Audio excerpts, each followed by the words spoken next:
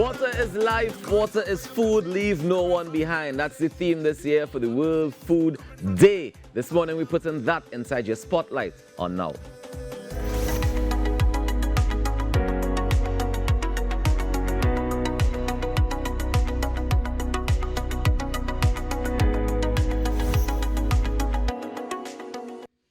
The World Food Day National Committee of Trinidad and Tobago is celebrating, of course, today. Water is life, water is food, leave no one behind, the theme for World Food Day. Joining us in studio is Krishna Sugrim Singh, member of the World Food Day National Committee of Trinidad and Tobago, and also the treasurer. Good morning, how are you?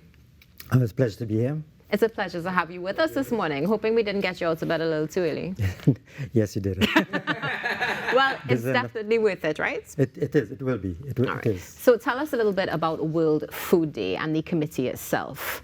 Okay, well, World Food Day has been inaugurated in Trinidad and Tobago at the 20th FAO conference, so that's in 1976.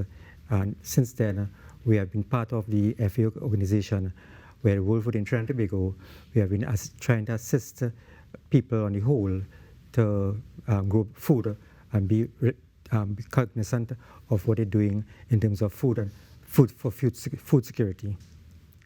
Right, okay. And tell us about some of the activities that are coming up for World Food Day, in particular in Trinidad and Tobago. Right. So right now we have one today that activity is a plant touch activity. What that is really about, it's about where we take a plant and carry from school to school. We have 15 schools, 2 in Tobago and 13 in Trinidad. Just as how you do take the Olympic torch and carry it from country to country, we do the same thing with a plant. Now the idea behind that is to teach the students and country and by extension about taking care of a plant, how they take care of it, water it, nurture it, and at the end of the day, you get back food from it. So that is the idea for the plant touch activity. That's one activity. Today is going to culminate with the planting of the tree itself in the Botanical Garden and Lookout Hill. We have another activity, Food Heroes exhibition coming up on 21st of October. What that is about is that a new upcoming small business in food, agro-processing, and even art and craft also, we kind of exhibit those new people and give them a chance and an avenue to sell their produce and let the public know about these people. So let's go to the passing of the plant first. You said there are schools involved in Trinidad and in Tobago as well. And similar to the passing of the Olympic torch, it would have gone to school, from school to school. Yeah. Is this something where it would have stayed in the school for a while so the children have the option of watering it and looking after it? Right. So each plant, we carry 2 plants to the schools. Okay. These students, it stays for 2 weeks in the school. The students take care of it like they do at any other plant. At the end of the 2 weeks, we'll take one plant and carry it to another school. Mm-hmm. So that one plant goes from school to school, 13 schools.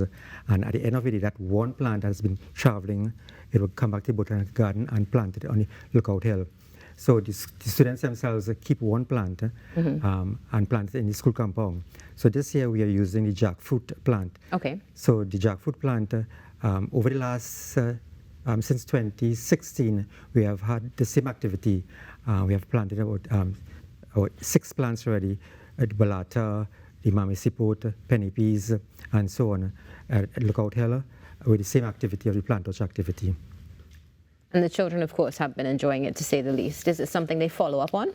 Yes. So this is what I'm glad you said that, because at the end of the day, through the National Forage Council, to which I'm a part of, the schools take care of the plant, and because they're taking care of this plant out here, they also take care of other plants in school. So they have their own nurseries, they have their own lettuce field, they have their own scythe and things like that. So presently, my school, Las Vegas Government Primary School, we have shadow benny, we have scythe, and we have hot peppers. So because we teach kids on how to take care of this plant, by extension now they take care of other plants through the school system within the school.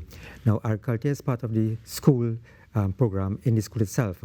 So they have a hands-on feel about taking care of the plant besides this plant touch activity, the jackfruit. which is definitely beneficial, of course, starting with the youth and going into, of course, businesses, as you mentioned. But before we get into that, you just mentioned the 4-H, which you, of course, are also treasurer of. Can you share a little bit about the role of 4-H? Right. So we are so proud to say that this year we have 160 schools, both primary and secondary schools in 4-H activities. So the 4-H started in America, came to Trinidad and Tobago in the 1950s. And since then, we are under the auspices of Ministry of Agriculture. However, we are school-based, so it's a Ministry of Education. However, Ministry of Agriculture assists us totally in terms of they provide the technical know-how when we want to do an activity. Right? They will give us the people to teach us, the students. The 4-H organization in Trinidad and Tobago are run by voluntary leaders. Those are teachers in the school system itself. So they would have their students, and these two badges are the symbol of the 4-H symbol of Trinidad and Tobago, 4-leaf clover. So that's what we do in the school itself, and it has been growing from strength to strength because these 160 schools have over 3,000 students in both in Trinidad and Tobago. Wonderful. Yes, it is. So we're seeing an investment in the youth, and as you would have mentioned, there is a Food Heroes exhibition that's also coming up, targeting small businesses and so much more. How do you think these activities that we've just discussed, from the youth up to, of course, adults and businesses, is going to impact our agricultural sector and even the possibility of employment in the future? Excellent. That's a good question. Now, as the years go by, because of the COVID, they were at home all the time. And with this Food Hero activity, we are kind of showcasing the people who are small people to bring their produce and put it in public out there to assist them, give them an avenue to sell their produce if they would do it at home and things like that. So at the end of the day, these food activities that we're doing would assist the population by extension in terms of selling their produce, and even the small man who would have, okay, let's take, for example, making chutneys, any kind of chutneys, you have raw materials. So the raw materials is not produced by one person, maybe 3-4 persons, they produce this raw material. So come together, you have about 5 persons doing one item, hence the reason why we kind of produce and helping these food heroes at the same time. Wonderful to hear that. Now, also, how is it that we are ensuring that this stays within the school system? I mean, we've spoken about this as we approach World Food Day, but particularly, as you mentioned, the integration thanks to 4-H. Is this something we're going to see as a mainstay, and how are we including it in the curriculum? Right. So far, the World Food Day assists in various competitions, right? One of the competitions this time is the art competition, and we have a jingle at the same time coming out of this activity. Within the school system, agriculture is there all the time. Because of agriculture is in curriculum, we now in 4-H, we have also put out our curriculum to the Ministry of Education, who eventually, hopefully, and I'm sure they will allow it, because agriculture was one of the mainstay in the schools a while back. So with the 4-H activity, the new curriculum would be on board as soon as possible. Now, our curriculum is not only agriculture, it's a holistic development of the student. So you're looking at art, craft, even when students, how they talk, how they take care of themselves. So not only agriculture alone. So that is what we're going to do, will be doing, and have been doing in the curriculum through 4-H, and by extension the World Food Day. Tell us, Krishna, do you see the investment from the students and also parents as well in this program?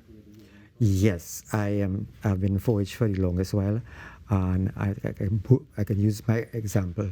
Some of my students who are adults right now, and their parents, they have been using agriculture as their mainstay and getting a means to take care of their family. So the 4-H activity and with the World Food Day activity assists the youth of a nation to do something for themselves better personally. These World Food Day activities, are they open to the public? Yes, it is. The Food Day was to be specific. The public is invited to supper. And that has been, we have had another one, the launch of it last term at the Etihad Ground out there. where the public is invited to come and participate, buy, sample, produce from all the local entrepreneurs. And what time does that start? Well, this will start at, well, because we are connected with the NAMDEVCO and the assistant the World Food organization, we're going to use their market time, which is from 6 o'clock to 12 o'clock. So our activity starts from about 8 o'clock in the morning time on the 21st of this month, October. And the tree planting exercise, which is taking place today at the Royal Botanic Gardens, can we get a bit more information about that? Right. So we have, that's going to be at 10 o'clock today at the auditorium of the Botanic Garden itself. We're going to have ministers out there and some students and also the teachers who are involved in the 13 schools in Trinidad and Tobago. So at this activity, we're going to have we'll talk about all the various plants that we have planted before, and then at the end of the activity, we're going to actually plant the plant on the Botanic Gardens. When you plant the plant, there's a footstone that tells about the plant, where it comes from, and what schools it was, and the name of the plant. So we also have 7 other plants in that lookout hill. The first one started across on the hollows with a penny piece, and I'm proud to say, and this will probably be there for the next however long this show, because what I'm saying is there's a time capsule buried beneath the penny piece tree in the hollows, and whoever desire, later down the road, maybe 100 years from now, they dig it up, our names will be there from that time capsule. So World Food Day activity is here to stay for a long time. That's wonderful to see. Krishna, thank you so much for joining us this morning on the Now Morning Show. Looking forward to seeing more growth and more investment in our youth as well, of course, in agriculture. This is the Now Morning Show. Stay tuned. It is World Food Day. Keep that in mind as you go about your day and make a difference. Save some water as well. We'll be right back. Come in front for your blessing.